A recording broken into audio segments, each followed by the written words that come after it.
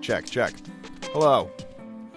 Welcome to the first episode of None of This Matters. I'm your humble host, Danny Kopij. Today we got Staleworth on the show.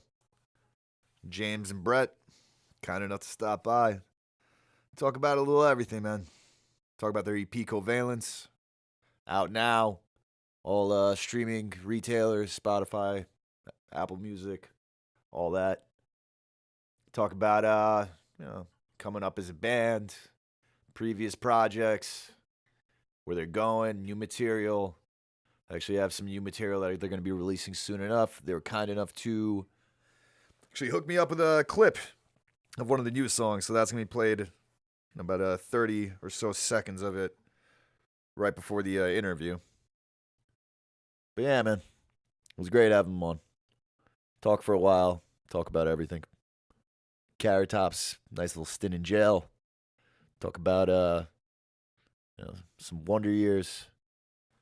The show, obviously. I mean, not obviously, but the show. Talk about Matt Pinfield on Limp Bizkit Records. Talk about a little everything. It's a good conversation. Good having them on.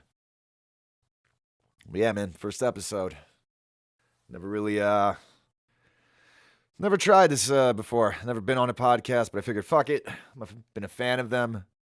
And I always liked the idea of interviewing bands.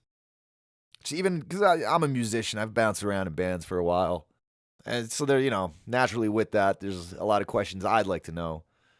And not just with music. I'm a stand-up comedy fanatic. I'm a fucking film buff, so naturally with that, there's a lot I want to know, man. I got a curious mind. And I figure that it'd be cool to have some of these people in. We sit down, we talk about the craft, talk about anything. That's why the show's called None of This Matters, because it doesn't. There's no guideline. We just sit down, we just talk. And yeah. It's cool, man. I like it. Well, anyway, so Staleworth was on. It's been a long day. I interviewed Adam from Ornaments. He's going to be on Friday. So that was a good conversation. Ornaments has been quiet for a little while. Comes in, kind of, informs us what they've been up to. It's a long story. It's a long conversation. We touch on a lot. Pretty much get into everything with Ornaments. Talk about Adam's stint living in Brooklyn. Talk about how New Ornaments is going to be how New Ornaments sounds. When we're going to see them again, and then we fucking talk about Star Wars for an hour. That's always good. I'm always down to talk about Star Wars for even more than an hour. But unfortunately, time restricted us. But I digress. Anyway, it's not traditional. I want to find out, I don't want to ask bands traditional questions. Everyone's got their own process. That's part of what I like finding out about it. I want to know about the process. I talk about everything. Only thing I don't like fucking talking about is politics. So I promise that's going to be kept to a minimum on here, especially with how the climate is. I feel that the statement in general, none of this matters, is probably to be taken more literally now than ever. Everything's so divisive, man. It really is. Everyone's at each other's fucking throats. Everyone's an enemy. And I've been a cynic for a long time, man, but even I'm looking around and it's just like, all right, this isn't right. Let's find some common ground. Let's bond. Let's be friends. Let's hang out. Let's chill. That's what I want to do. I want to have artists. I want to have thinkers come down, have some good conversation, share some laughs, talk stupid shit. And generally for this, I'm not even planning for these intros to be just me sitting here talking to you one-on-one. So this is just kind of more so just me being able to introduce the podcast, introduce what we're going to be doing here. Going forward, I'm going to try to have kind of like two parts. First part, just have a random cast of characters come in, try to make each other laugh, which hope in turn makes you laugh. I don't know, hopefully, baby steps. And then have the second part, which is the interview. So anyway, like I was saying, Staleworth on today. We're going to have Adam from Ornaments on the Friday episode. Staleworth, kind enough to hook us up with a clip of a new song. So let me get to it. Like I said, March 4th, I'll be down in Amityville Music Hall. It's going to be a great show. 7 o'clock, 198 Broadway. For some reason, I still remember that address from when I was 15. Whatever. I'm done. Ladies and gentlemen, Staleworth.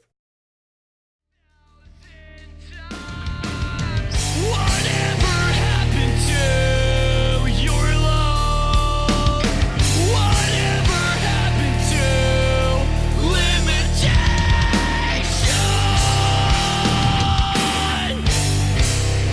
Just turn around and don't look back. For what?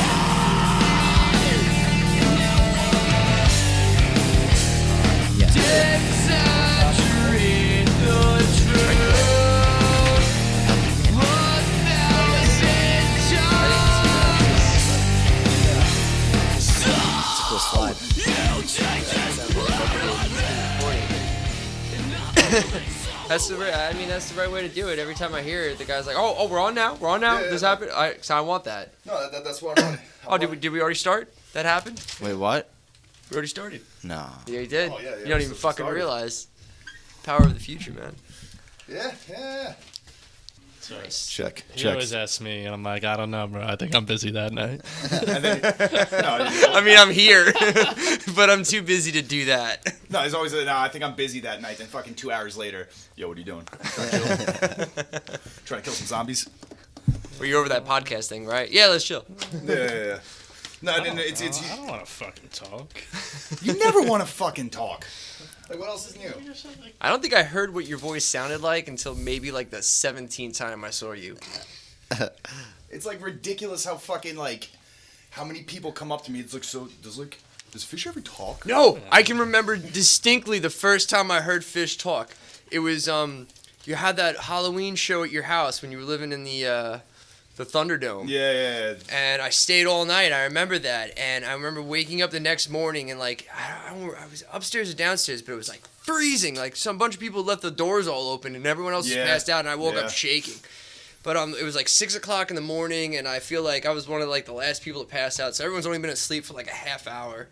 And I walked around the front and I realized like my car was boxed in. I'm like, fuck, what the hell am I gonna do? I don't even know whose car is whose, so I'm gonna have to start waking people up 6 o'clock in the morning. I'm just trying to get out of there. Yeah, I remember this. And I walked around and I realized that the car that was blocking me in was this little Jetta.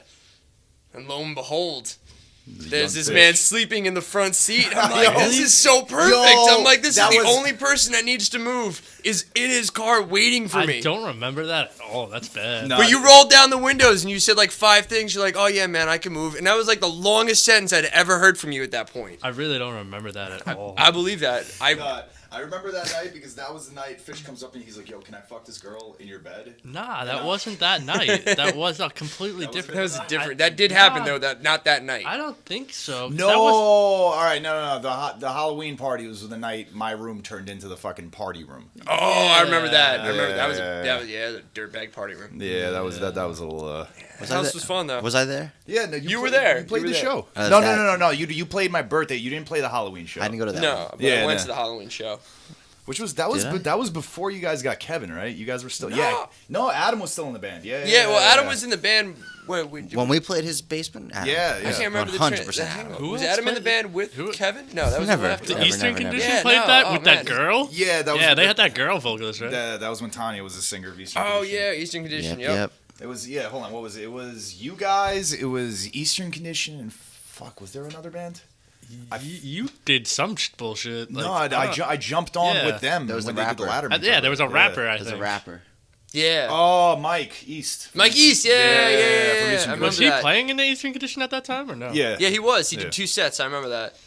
And that's now Eastern Condition's instrumental. Like they just came out with a new EP and everything, but now they're a full-on instrumental band. Back then they actually had a singer, a little bit more like traditional metalcore. You know? Yeah, I was actually Yeah, I gonna remember ask Tommy Dolan about that. I saw the videos and I'm like, oh crap, they already started playing again and I missed it. Yeah, I mean, they're gonna be playing a lot because like for the gist I'm getting is they're kind of back in the full swing of Yeah, things. no, when I saw him the last time I saw him the other night, he was like, yeah, we're going to be playing shows.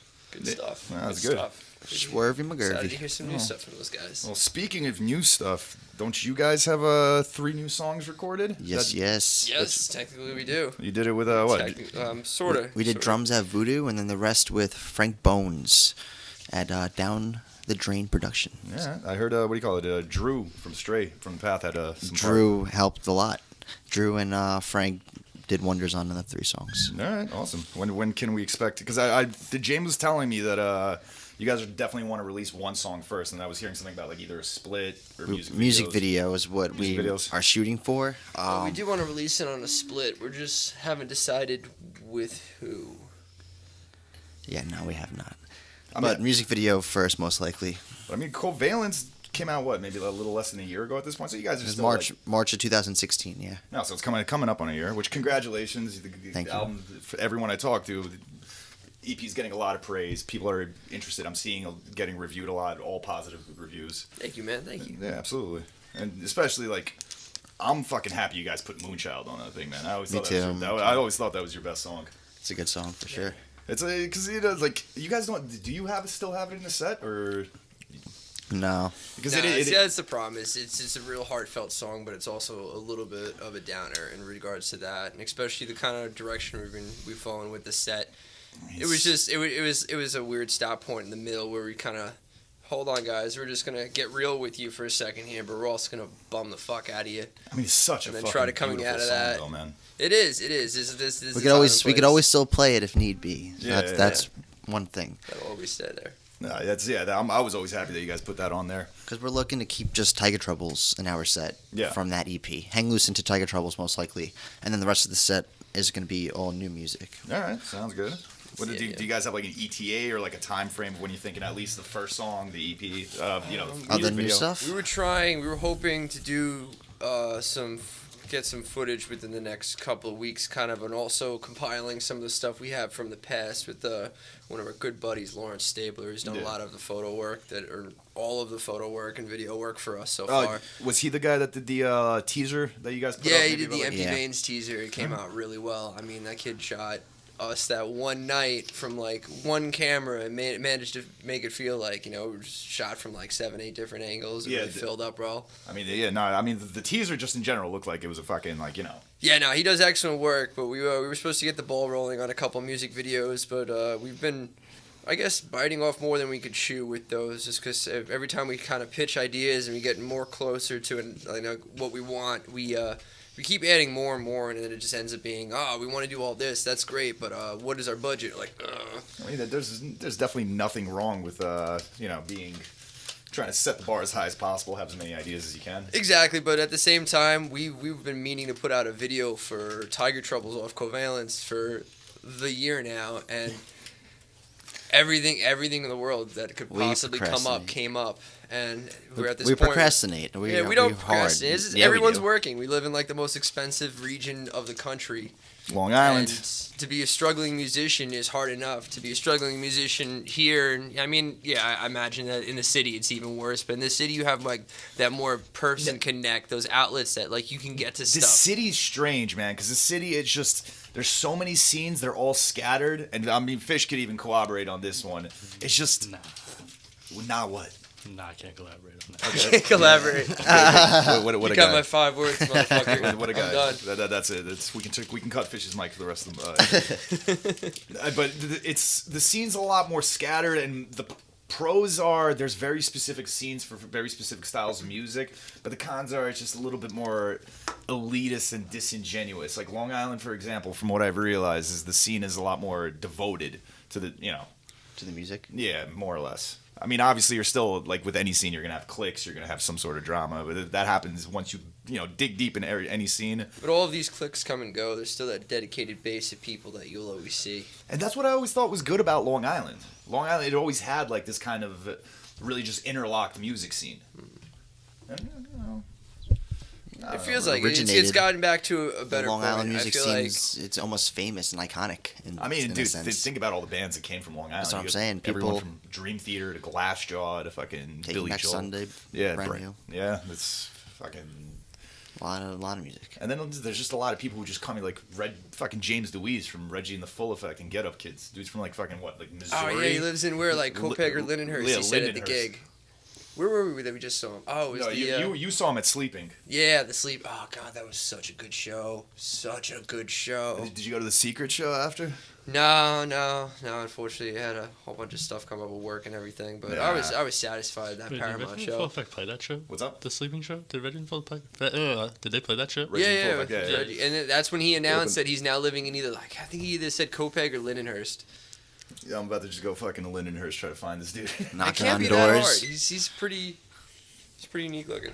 But I mean, that adds to it. to Yo! say the least. No. Growing up, my buddy in Kopij, he lived around the corner from what show? I can't remember the name of it. It's like that quintessential The Wonder Years. How do I forget the name of that show? But the dad from The Wonder Years also lived like 2 blocks away from him in Kopij. What would you do? I can't remember his name, but like the minute you think about it, you can imagine What else him. he's in? I forgot. I don't know. Oh, hold on. He's the dad in something I know else. exactly what you're talking. Yeah, We have the world of the internet at our fingertips. What's his name? Dan Lauria. Lauria? Yeah, Dan Lauria. Yeah, that sounds. What else is Dan He was Lauria? Jack Yeah. Arnold in the Wonder Years. Yep. Fuck, what else? Old Jack. What else was he in? Mr. Arnold. He was on an episode. Oh, of Wayne's World. He was Stakeout, Rosie O'Donnell, and fucking Richard Dreyfuss. He A was in, classic. he was in Independence Day. Yeah, that's what I'm looking at right What? Yeah, apparently he was now. in That's Independence what? Day. What was he in? I think he was Independence one of the generals. Was Day? he the guy that he ran might have across been, with the actually, dog? you're right. No, wait, what's up? When the dog ran across the street before it almost got hit? You think, was he the dog? No. The guy that ran with the dog.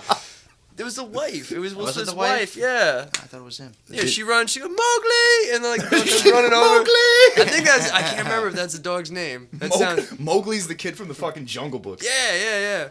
But I don't think know. it was. I think the dog's name was Mowgli. You got me. I'm about to look this up. Let me see. I don't know, but what Yo, else? Fish, that is your job right now. Yo, fucking. Fact check. Oh, he was Dan Lauria was also in Big Mama's House too, as we know. That's a fucking. Wow, that was recent though. Oh, I mean, 2006 ain't that recent. I mean, compared to Independence Day and like the Wonder Years, yeah, that pretty much is. I keep like thinking that I was just like, oh wait, what? Dan Lauria was in the band The Wonder Years. I'd still go. What? What is that?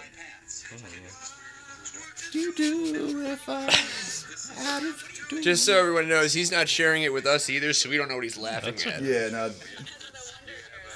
So, like we hear something about The Wonder Years. Let me see if I can turn up Fish's mic. Nailed it. Show. They're all doing great. Josh Saviano played. Alright. Just an interview.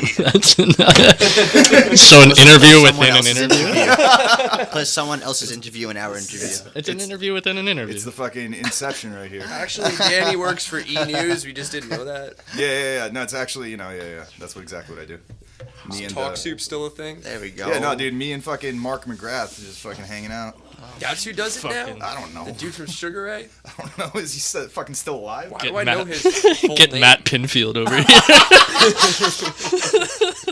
Yo, remember? Yeah, dude. I remember fucking getting like the Limp Bizkit CD when I was like 10 years old. Which one? Which one? The Significant Other and Matt Pinfield. It's like a 10-minute clip of Matt Pinfield just freaking out at the end of it. He's like, "You wanted the fucking Limp Bizkit? You got the fucking Limp Bizkit." And at the end of it, Fred Durst comes in. It's like, "Matt, you all right, MTV man? News. Can I get you anything?" What was that other guy from MTV News? Like the older dude? Oh, Kurt Loder. Yeah, there you The go. guy that always looked like he had a noose hanging in his closet. Yeah. He's like, He "Yeah, probably today the world is reeling at the Yeah, I'm man. loss Kurt of Loder, Kurt and I'm Cobain." actually on the Matt coolest Pinfield network to always be on used to right now. freak the fuck This point in out. time. I Wait, wonder who? what he's- Matt Pinfield. Yeah, Matt Pinfield. I wonder what he's doing now, though. He has some. I know he has a podcast and he has some like radio show on Sirius. Last I heard, he was in like the mid 2000s. He was an A&R for Columbia Records. It always sounded like he fucking just smoked like 10 packs of cigarettes also. 10 packs of cigarettes and like a fucking whole bag of meth. And ran up a flight of stairs. No. Because even his taste in music was like suspect because it's like, yeah, it's Matt Pinfield here. I'm sitting here with Chumbawamba. Then I'm gonna get to sit down with Limp Bizkit. Then I'm gonna be fucking doing a reach around with Kenny G. It was just Wait. always What was that last one? reach around with Kenny G. You never given Kenny G a reach I around? can't remember seeing him on MTV. Oh, Kenny G? Kenny G on MTV. Oh, he killed it. Kenny G. He killed it. Imagine an episode of him on Cribs. Wait, Kenny G? This is my This is flute the fried collection. chicken room. Like, this is my hair room. I don't know if he's like. How many fucking hair? How long do you think it takes fucking Kenny G to fucking perm his hair in the morning? Is that considered a perm? I don't know, dude. There's I feel like the no. last picture I saw of him, he looked more like Weird Al. Let's take a look at Kenny G right now. I don't know, man. You know what? Kenny I G was. bet you while you do that, Nah, something it's comes just- up on his phone. He gets a His hair is notification. probably One just view, naturally like that. make his day. His hair is probably just naturally like that. That's insane. It's just like a fucking like It's just. got a fucking. It's just like a brown fucking thing of ramen noodles. Remember that time you were does shit he even- talking I Kenny think the last G time I and- saw him, I don't even think. Does he have long hair still? I thought he had like a shaved head because he was just like balding. I don't know, man. I think he still has long hair. Does he? I don't know. Brown I think you're thinking of like Joe Satriani. Joe Satriani used to have a fucking mane like that. Does Now he he's have no hair? now he has a shaved head. Yeah. But like Satriani's been bald since like the mid '90s. Yeah, I was gonna say like I can't think of him with 2017. hair. It's like Brett's dad. Yeah, look at that. Great to have you here, Brett. Oh fuck, man. So anyway, going back to the band really quick. So who's in the band right now? Because I understand Nick Pinzone's back in the band. Yeah, Nick Pinzone is back in our Staleworth. original drummer from our original lineup is back. Nick, oh my god, that picture's ridiculous. Holy shit. Yeah, that's not even a perm. Those are like Goldilocks curls. That's just Those are They're intense. that looks like somebody that walked out of the fucking Little slinkies in like his hair. Egypt circa fucking Pharaoh Thaddeus times. Is that even a Pharaoh Thaddeus? Pharaoh the beloved Pharaoh Thaddeus. Pharaoh Thaddeus. I understand it's a Greek name, but No, they're real popular here in Egypt. it's fine, man. Internet. Yeah, man, that's Shout out to social media. it was interwebs. Yeah. All right. Oh no, this is it. This is going, baby. Oh, we're in the thick How of it. long are you We're in the planning thick. on having this for? I don't know for as Thick long as of it it. runs, and I'm gonna fucking edit it down. So first podcast, man. First episode. So will I be not able to bad. find this on my podcast app?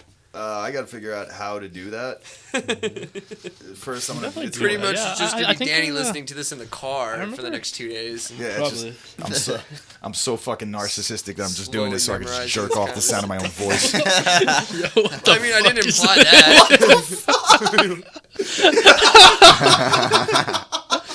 It's half Kenny G, half Jay Leno. Oh my god, it looked almost like fucking Carrot Top. I mean, if you could choose a picture for this specific episode, please make it that. What the fuck? Actually, just the whole podcast. Nah, at the end of it, we're all gonna take a picture together. What was it? Nothing matters. None of this matters. None of this None of matters. this. Pretty much the whole thing that I'm trying to get across with it is With just Kenny Leno. with Kenny Leno, G Leno, G Leno. Gee, Leno. That's pretty funny. JG. Basically, there was no other way of me getting out there how cynical you were. I'm not really. That's it. Honestly, I Named the podcast Nothing Else Matters. think no. That's a Metallica song. I named it. None of this matters. None of this matters. How about that? How about that? Yeah, Catch yeah, me outside. Yeah. Catch me outside. How about that? How about that? How about that? Yo, none of these. The funniest fucking thing of that episode was she goes, "I'll take all these hoes outside," and then the camera spans across That the one audience, and woman they is all like- start clapping, like a round of applause. She calls everyone a hoe, and they're like, Well, the sign's up, you know, you gotta follow the sign. it's like fucking like the scene from Dirty Work where they fucking let the skunks go in like the Broadway play. Yeah. And the one dude stands up. They're using the skunks to heighten the sense. Bravo! They're like,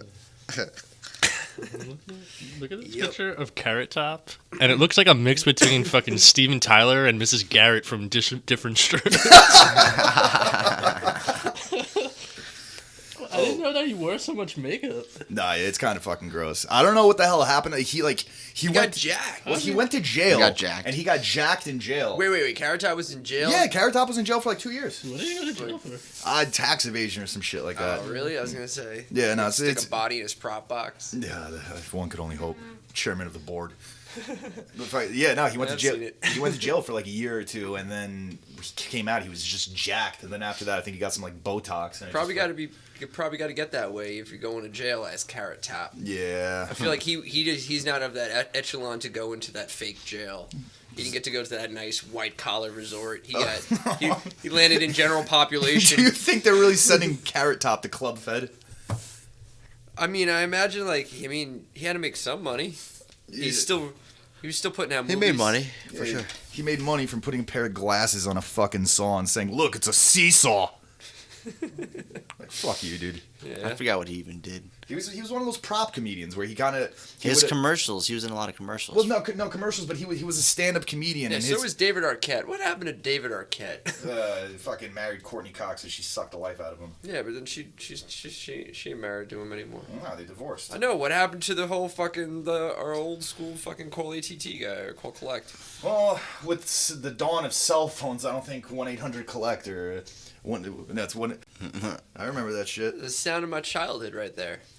I remember all those commercials. You had fucking who was it? David Arquette did them. Carrot Top did a couple of them. That's what I'm saying. That's what got us into this. Did Andy Dick ever do any of them?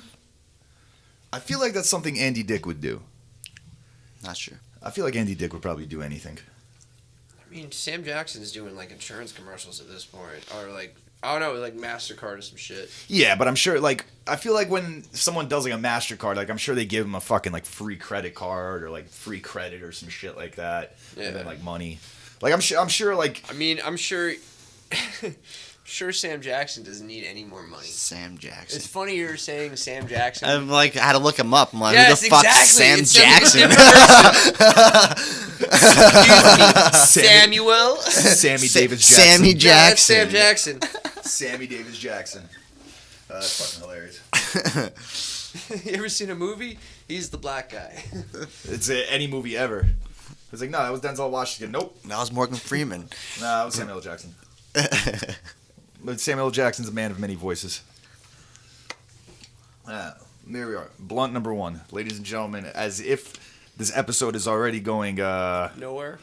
nowhere fast, it's about to go nowhere even faster. Slow. Good night, Talk about their folks. band for like 2 minutes. It's on Mama Lines. We're going to get back to it.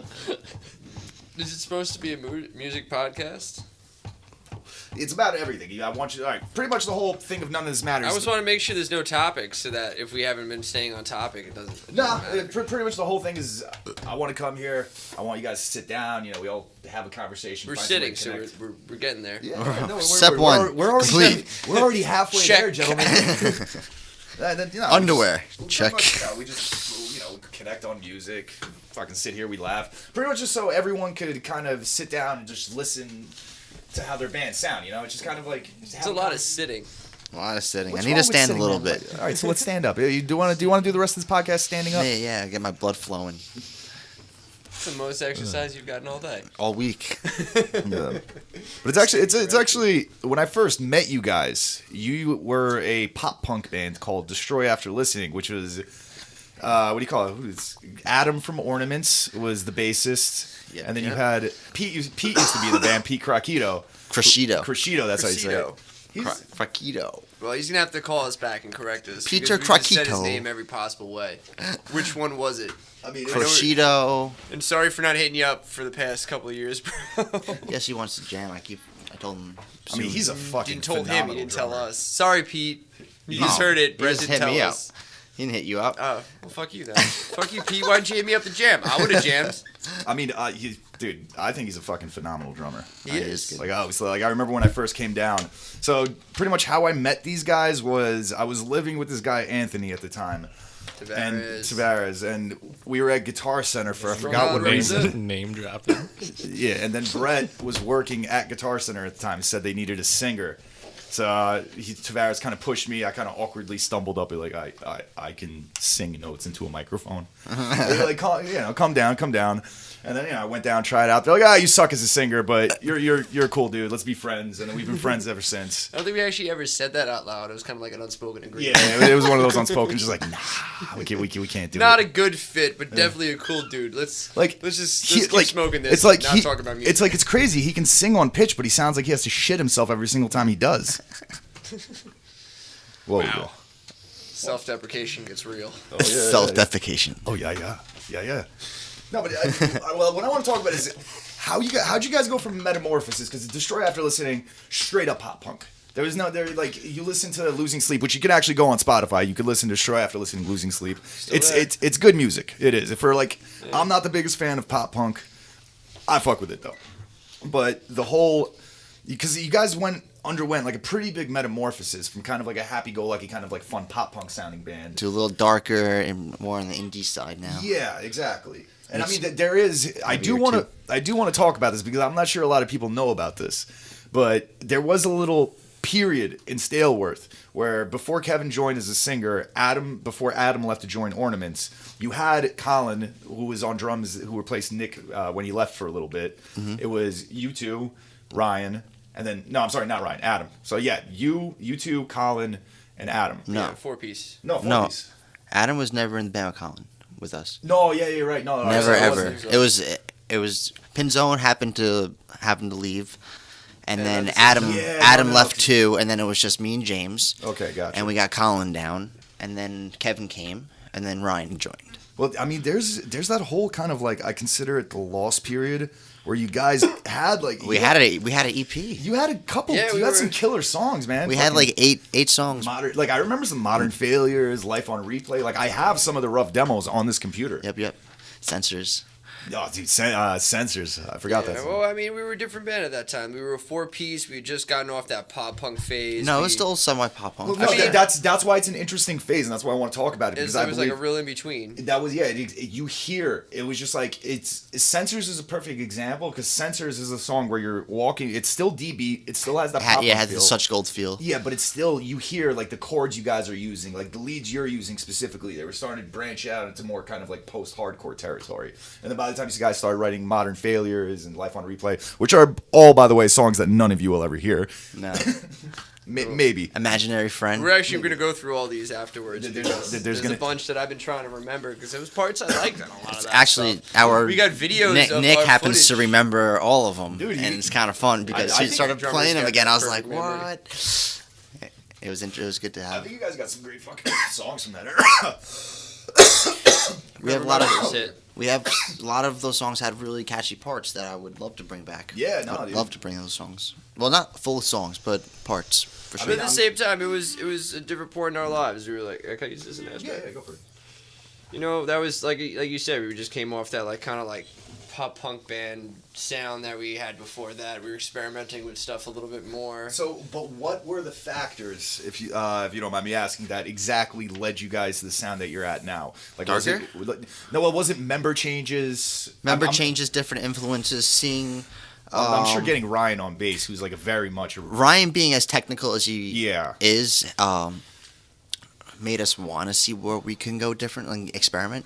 And Kevin has that. We kind of formed to Kevin at that point because he's the singer. So we figured the singer's gonna show us where his strengths are, and we need to go towards that direction. Yeah. And what was I gonna ask you? And Kevin, from what I understand, he's playing guitar now on some of the new stuff that you guys are working on. Yep, and he's actually trying to come up with not new parts, but just layers for the other songs too. Okay. So when we play them live now, we have a stereo sound with rhythm and whatnot. So you're gonna it's almost like panning left, right, middle. That's awesome. And all right, I'm actually curious to hear. Have you guys written new songs with Kevin like officially on guitar already? We have two so far, 2 new songs that we're trying to finish by March 4th. Okay. Very close. Instrumentally, they're pretty much done. Vocally, like 60% done on one and like 20% done on the other. And like the 3 songs that you guys have that are ready to go, just that you're waiting to release, those aside, were you guys planning a new EP or a full-length album anytime soon? We want to see where the kind of the change takes us. Covalence was a solid release. It's a solid but first it's EP. Definitely a lot different from the direction we've been going now, and we kind of want to play it out and see how it goes rather than decide that this is what we're going to be now. We've always been more open. We've never really been able to find that we're never one of those people that can write 4 songs in a row that sound the same. They're always all they're over always the so place. different. The 3 songs that we have sound so different. But I mean, they sound different, but I feel like you guys, especially, I know you two pretty well. I know your style, your playing styles, and you guys definitely have your own style. So you guys can branch out and do different sounds, but I feel like people will still be able to hear it. Be like, all right, they completely took a Well, that's left just turn. the thing. We It don't know still considered it these two new ones that we've written really wouldn't fit on a release with the previous three, and even those previous three together, we found it hard to put them all together on something. But that correct really- me if I'm wrong. Colin played drums on the New three, songs, on correct? the, Okay, and the then 3 recordings that we did, yeah. Okay. Nick plays them with his own feel in some parts, sticks to the same foundation, Well, I mean, but adds certain accents that are a little different because it's his comfort zone. Well, I mean, like just in general, though, I feel like Colin and Nick are just such different drummers. Very like Nick different is very drummers. like paid detail. Everything's like attention to fucking precision. Right. It's perfect. Dude's a walking metronome. He's got perfect pitch. He's got synesthesia, Nice. which means he sees colors when he hears notes. No, but then on the other side of the spectrum, Which is awesome. In contrast to Colin, who's like straight out balls out punk rock drummer, like plays heavy, like Punk hits means like heavy. the Under Oath. Yeah, exactly. Like Colin, Pinzone is Alkaline Trio, Foo Fighters. He's very. That's what I'm saying. He's very precise. But then he also learns we're- Chon and Animals as leaders. Yeah. So he has the Gen techie side meets the laid back groove. And this is actually something that I want to touch on really quick because I think it's very interesting with this fucking genre of music that you guys play. You, Ryan, and Pinzone are huge prog guys. Yeah, I listen to a lot of weird stuff. Like me and Pinzone, we listen to Fish. So that is a whole different. I know a lot of people hate it. I'm You saying a lot of bastard. people hate it, but it really did, in a sense, change the way we play. Yeah. I listen to bands like Slightly Stupid. I learned all their songs, so that was a huge thing. Coed and Cambria was a big thing that me and Ryan had in common. I mean, I feel like if you're like in the age ranges that we are, I feel like those first two Coheed albums, like that big play. They're great. A lot of people. Like me and Fish, for example, like the second album especially was huge to us growing up. What was that? The one with In Keeping Secrets. Yeah. It's a great album. Very good. I just think it's interesting that you guys are just like, your sound is like, you have a very defined sound, but your guys' influences are just so all over the place. All over. I listen to Blind Melon. Like Weird bands. Like I'll be hanging out with James and we'll put on like fucking like Jimmy's Chicken Shack. He'll know every single word.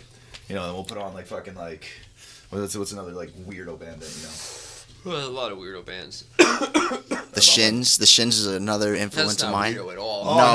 No. but just What were you different li- from what we play. Wait, what were you listening? yeah. What were you listening to in the car like a couple of weeks ago? That was fucking like Hot Heat Yeah, we and like were fucking like Phantom Planet and shit like that. grooving on some pretty. We must have looked really, really cool cruising. Yeah. 1 o'clock in the morning, blasting, hot heat, singing every word. Bandages. I mean, I like Hot Heat started as a punk band though. I didn't know that. Like all the members used to be in a hardcore band, and then they decided to start like a DIY punk band that kind of sounded like sloppy, like that kind of like SST kind of like Discord kind of sound, and then eventually they started incorporating like keyboards and shit like that. And it became the fucking like weirdo indie rock band that it became popular as. Pretty cool. It's just weird, man. It's weird whenever you see a band that like starts like Goo Goo Dolls is a perfect example. Like I knew it. I knew that was going into. 'Cause There's you no kn- way you wouldn't mention that. because Goo Goo Dolls, when they first started, they were like a straight up like Replacements rip-off punk rock band. Absolutely. And now they're a full-on like adult contemporary like. Are they still putting out music? Yeah, dude. They just put out an album like last year. It's awful. Kings of Leon, same thing. Like I love Kings of Leon's like first 2 records, man. I remember when I they watched the whole first came out, documentary, They were part of that and it like was whole interesting. retro rock. Dude, Jet. the bucket. Yeah. That's a great. I know plenty about Jet. Yeah. I mean, Jet was pretty sick too, though. Nah, they kind of suck. Nah, they were just kind of like the poor man's AC/DC. I don't know. It's fucking strip club music. I was dude. like fucking 13 years old, loving the shit out of that fucking. What else are you into? Darkness? Vines. Vines, yeah. I mean, the Strokes were sick. Strokes are still sick. Strokes in general, those first couple records, those first 3 records, I'll even say 3. Fuck. Then I spilled Dutch guts all over my computer keyboard. Rough. It happens. It's It's whatever. No, but like, yeah, no, those first 3 Strokes records, man, they still hold up. Especially those first 2 Phantom Planet records. But, whatever. I digress. So that's the thing. We all listened to a bunch of different stuff growing up, and like, yeah, like I gotta say, like between like 6 and 12, before I was really properly introduced to like punk rock in its entirety, like, yeah, it was Third Eye Blind. I mean, And you know, it's by the Trail of Dead. Oh, dude, that's another band we were listening to. That's a fucking great band. World of Dreams. You need that. Because it's unfortunate, like, especially like nowadays. I mean, I was definitely guilty of it when I was growing up, when I was like 14, 15 years old. Never trust anyone who's only ever listened to one genre. No, never trust anyone who's only listening to one genre and they're above the age of 25. Like, because when I was definitely like 14, 15, I was totally on a fucking, like, you know, strictly hardcore. I mean, I was like hardcore kid. System of a Down kind of kid at 12. Dude, if it didn't have breakdowns, everyone and has that two-steps, elitist phase. So I when wouldn't you- listen to it. But that's like getting into anything, because once All you're that finally able remains. to break that barrier and get Dude, into that crew. Hold on, I want to touch on All That Remains really quick because I was 12 when I found dude, them. I loved Rest All That of the Remains. When like the first two records, I remember seeing them at Molly Bloom's 2 in Amityville. It was with Azalea Dying, Winter Solstice, and Himza. And I just remember walking up to Phil Labonte from fucking All That Remains and be like, dude, great set. And his like sweaty, shirtless ass like, thank you very much. And now, fast forward like 12 years later, and I'm just constantly seeing articles of him like fucking racist shit. He's got like a bald eagle tattooed on his fucking arm. He's just like constantly spitting like I pro-Trump. don't understand how the bald eagle translates into racist shit. No, I'm just saying. We don't want to attribute it nationalism to racism. That's the big problem. No, not at all. I'm not just drawing lines in the sand. No, I'm not saying that. What I'm saying is pretty much I'm not associating the two. I'm saying he's spitting racist shit, and then he's one of those guys that like just paint the picture. You know the guy I'm talking about. Wears like the curved brim hats with the Oakleys on top. Has like America tattoos all over him. He's got a fucking license, like Confederate flag, like bumper sticker on the back of his car. That's what the singer of All That Remains. Bro. Dude, it's Patriot bro. Patriot. He's a bro. And then Still a bro. And He's always just- saying like borderline racist shit on like Twitter. Yeah. America. Like, he's like one of those guys, and you don't understand. That's the guy he is now, and I think back all the time. Whenever I hear All That Remains, it's like, fuck, I shook that guy's hand. It's a good set. Like I can't live that down. Like I'm like I don't know why, but it just like bums me out so much. Yeah. Well, they made good music. Those first That's two the albums. problem with meeting your idols, man. They're not always. Oh, dude, Tom DeLonge, man. Meeting Tom DeLonge was the biggest disappointment in the fucking world. I can imagine that a lot of people had that reaction. Like Mark and Travis were fucking sweethearts. Like they were awesome. Like it was like I'm still psyched I got to meet them. But Tom DeLonge, Was it like a meet and greet kind of signing? Yeah, it was one of those things. Like it was the reunion when they did the reunion. There was like recently, the one where they did like the small spurt of, because when we saw him, I saw him with Pete. Speaking of, it was you went with this to Starland. When the hell was that? It was like 2012, 2013. Yeah, Cynthia went too. Yeah.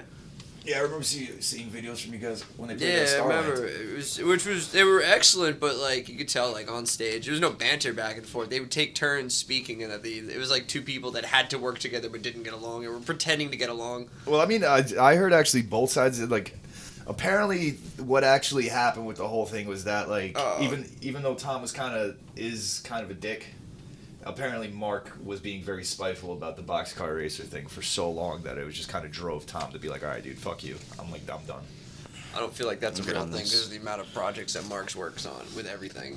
Yeah, but at the same time, Mark didn't really start working on that many projects Or until is he just after really Wayne. pissed? Because, I mean, he can't be that pissed. He was featured on one of those songs on that album.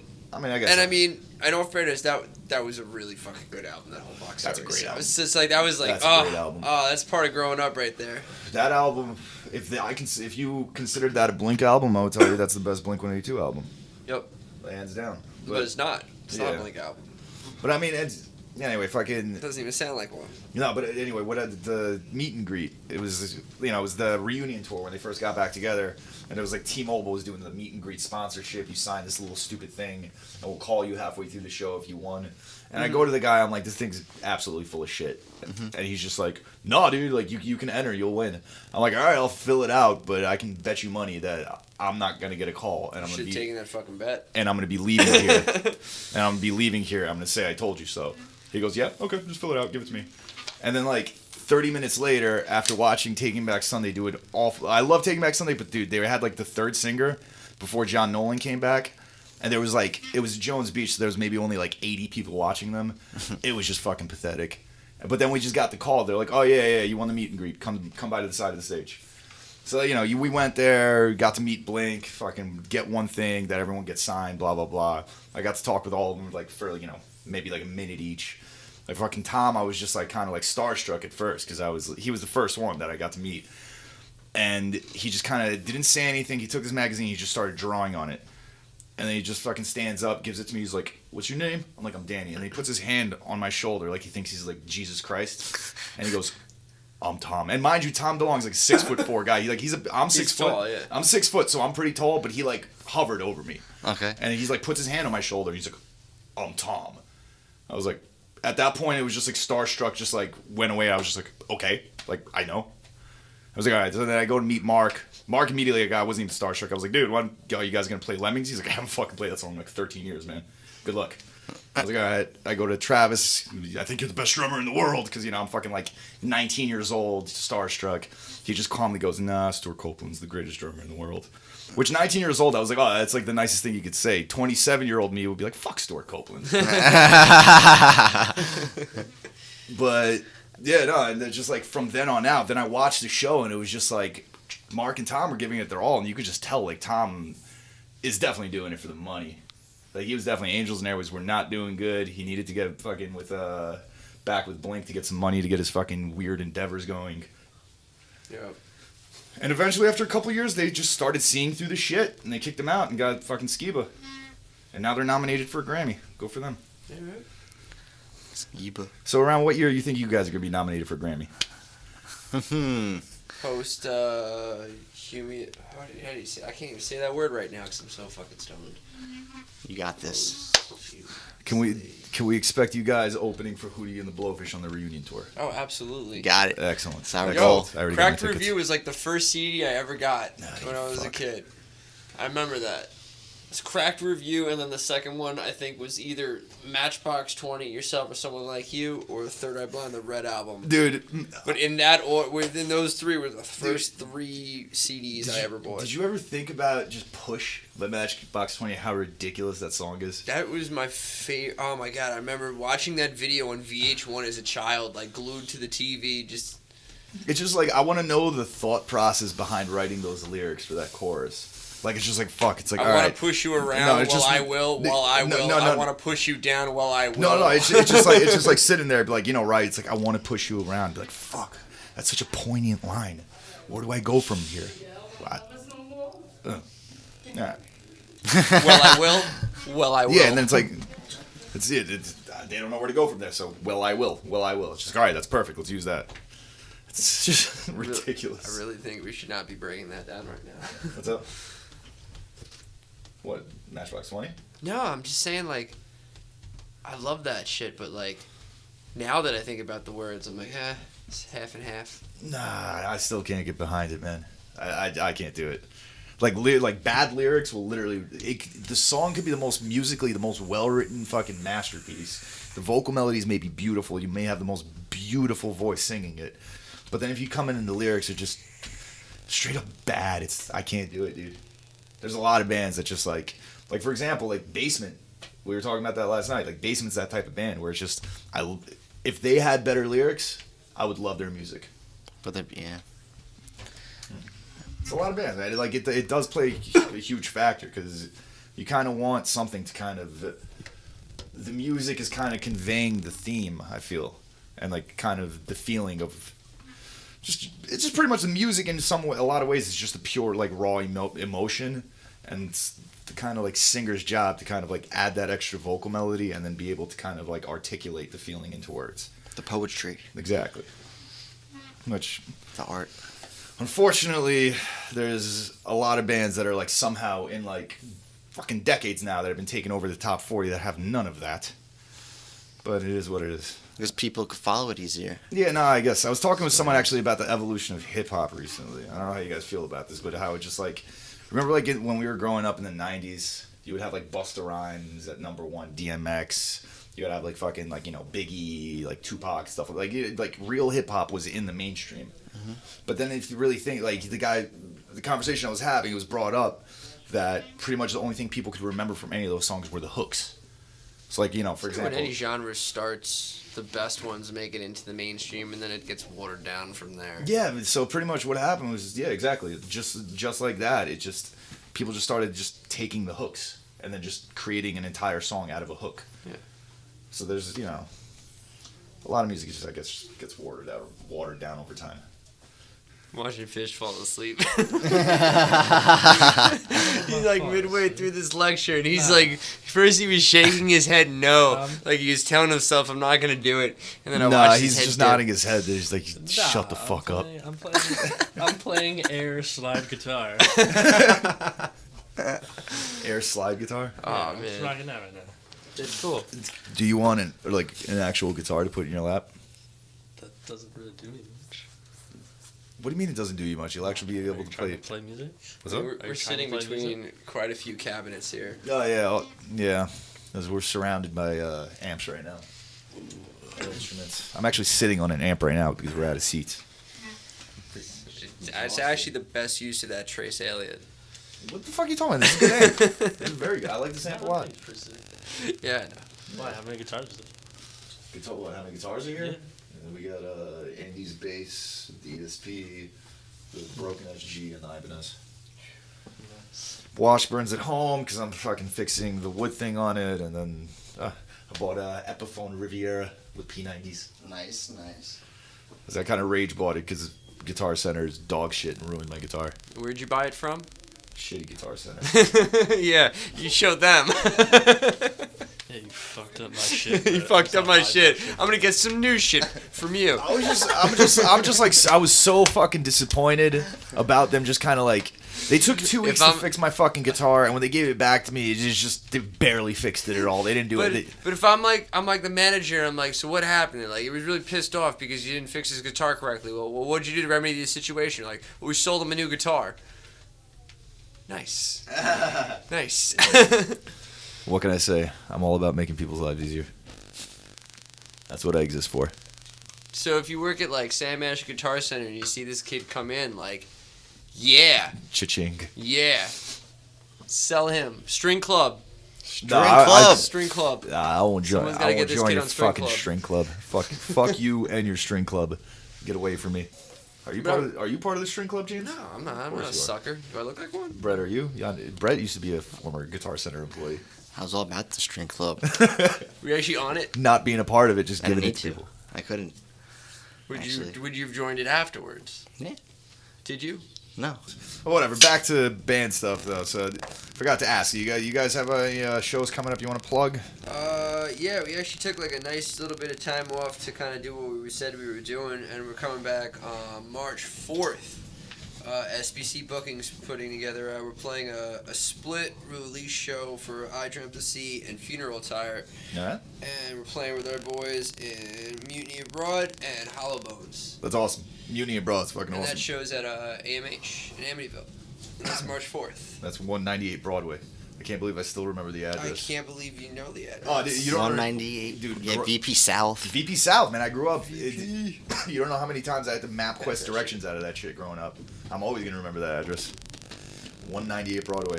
All right, cool. Then you said that was March 4th. March 4th. Which I'm gonna figure out what day of the week it is in a second.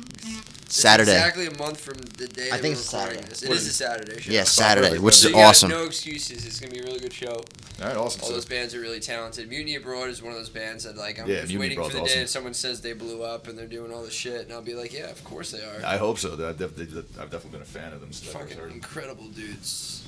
All right, so that's awesome. All right, so yeah, March 4th, Saturday, March 4th. I'm assuming doors 7 o'clock.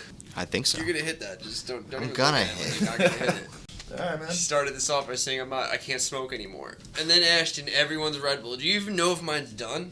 I didn't action it. I He almost did. It was I almost with the did. He touched guiltiest, the top. the guiltiest fucking possible face. I didn't action it. All right, man. Well, might as well wrap this up.